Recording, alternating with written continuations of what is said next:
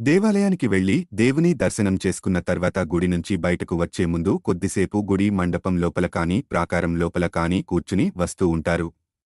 అసలు దేవుడి దర్శనం తర్వాత గుళ్ళో ఎందుకు కూర్చోవాలి?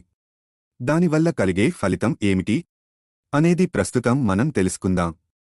సాధారణంగా మనం ఏ దేవాలయానికి వెళ్లినా దైవదర్శనం అయిన తర్వాత కొద్దిసేపు తప్పక కూర్చుంటాం. అలా ఎందుకు కూర్చుంటామో తెలియనప్పటికీ పెద్దలు చెప్పారు కాబట్టి నేటికి దానిని ఆనవాయితీగా ఆచరిస్తున్నాం. అయితే కొంతమంది దైవ దర్శనం అయిన వెంటనే హడావుడిగా వెళ్లిపోతూ ఉంటారు. అలా వెళ్లడం మంచిది కాదని పెద్దలు చెబుతున్నారు. దానికి అనేక కారణాలను కూడా వారు చెబుతున్నారు. దేవుడి దర్శనం అయిన తరువాత గుడిలో కూర్చోవడానికి అనేక శాస్త్రీయమైన కారణాలు ఉన్నాయని చెబుతున్నారు.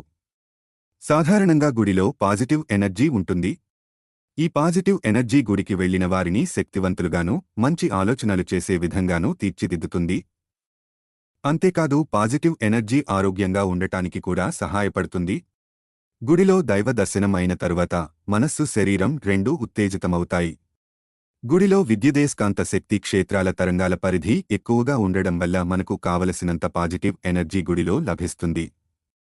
గుడిలో మూలవిరాట్ను ప్రతిష్ఠ చేసే మూలస్థానంలో భూమి యొక్క అయస్కాంత తరంగాలు ఎక్కువగా ఉంటాయి.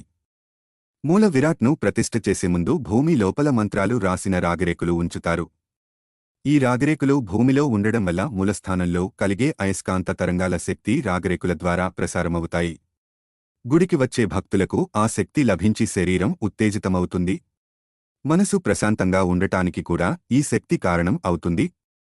కాబట్టి దేవాలయంలో దేవుని దర్శనం తర్వాత కాసేపు ఆలయంలో కూర్చుంటే జీవితంలో కావలసిన పాజిటివ్ ఎనర్జీ లభిస్తుంది. మీకు ఈ వీడియో నచ్చినట్లయితే లైక్ చేసి ఇతరులకి షేర్ చేసి సబ్స్క్రైబ్ చేసుకుని మాకు సపోర్ట్ చేయండి. ధన్యవాదాలు.